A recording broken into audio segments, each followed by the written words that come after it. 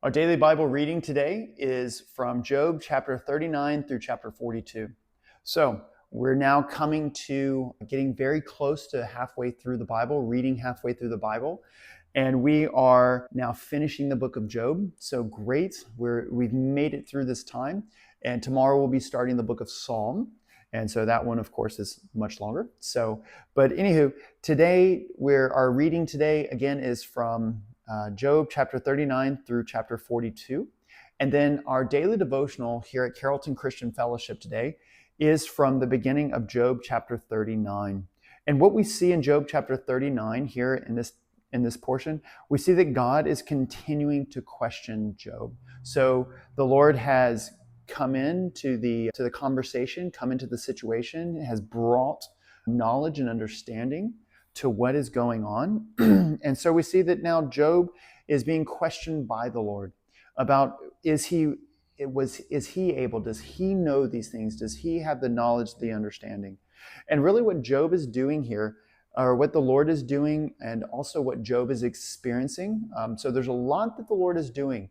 But one thing that Job is doing, and going in kind of a flow of what the Lord has been communicating through this Devo time through Job, is that God is affirming what Job has stated this whole time, that God's knowledge is far more superior than Job's knowledge, that God's knowledge is far more superior than his friend's knowledge, that God knows everything, that God knows more than what you even know about, more of the things that you have never even seen. God knows it all, and God has done it all.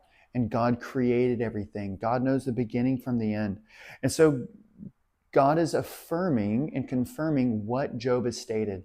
So God is coming along beside that.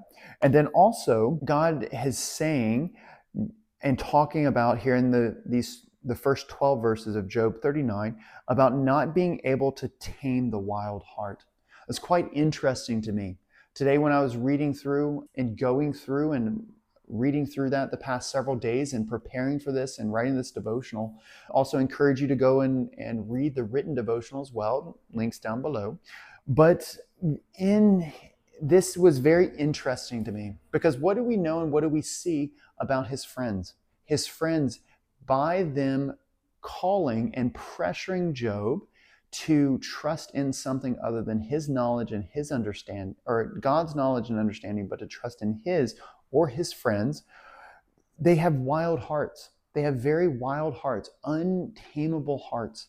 And Job has found that no matter how much he tried to vindicate himself, no matter how much he tried to speak truth, no matter how much he tried, he could not tame the heart. And so not only can God tame the heart of a wild beast, but God can tame the heart of man. God is the one who can speak life into the heart of man.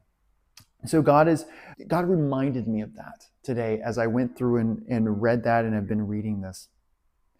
And so quite possibly, I know for myself, if this would have been me, maybe Job was like this. I know for a fact me, I know that I would need a time of calming down right now, because I know that I would be completely furious against my friends and against what they have said and these false accusations and slandering me and who I am, and slandering the heart that I have had for the Lord, and slandering the love I have for the Lord.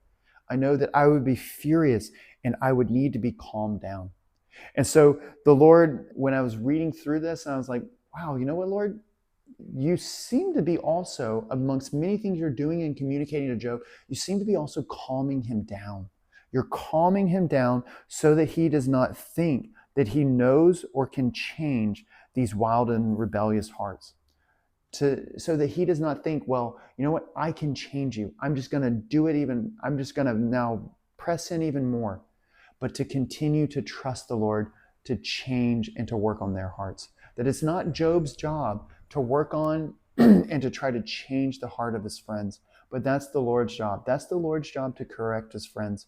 And so quite possibly the Lord is doing that. I know that is what the Lord has shown me in this, and it has reminded me of through this devotional today, that it's the Lord that changes the heart.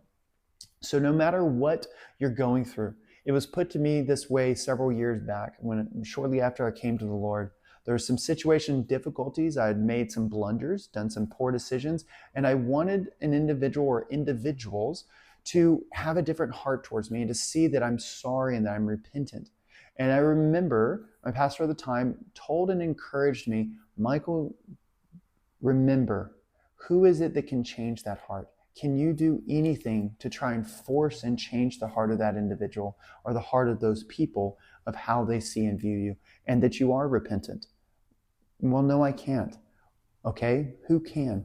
Can the Lord do that? Yes, he can. The Lord knows the heart of man, and the Lord works on hearts. So we don't do that. We don't try to work on people's hearts. We don't try to manipulate and to force people to do what we want them to do. Job did a good job of trying to find out and understand, like, what are you guys saying? What are you guys talking about? And thankfully, the Lord stepped in here. Before I know myself, I would have tried to now manipulate it and try to force my friends to now see things the way I said and see things the way I desired them to say. Probably would have found a mud puddle to help me with that. So thankfully, Job did not get to that. Thankfully, Job did not sin in anything that he did. And so let this be an encouragement to us in that it's the Lord that works on hearts. So no matter where you're at, no matter what you may have done, no matter who you may have hurt and offended, the Lord works on hearts. So let the Lord do the work. And guess what? Just continue to spend time with the Lord. Continue to worship the Lord. Continue to sing praises to the Lord. Continue to grow in the knowledge and understanding of the Lord. And continue to fellowship with others. That's another thing that my pastor at the time encouraged me in. Do not break away from the fellowship. Don't break away from fellowshipping with other believers. Don't break away from having other fellowships encourage you. Others in fellowship encourage you in what the Lord is doing in your life. So I hope this can be an encouragement to you, and we look forward to seeing you more. Take care. Have a blessed one.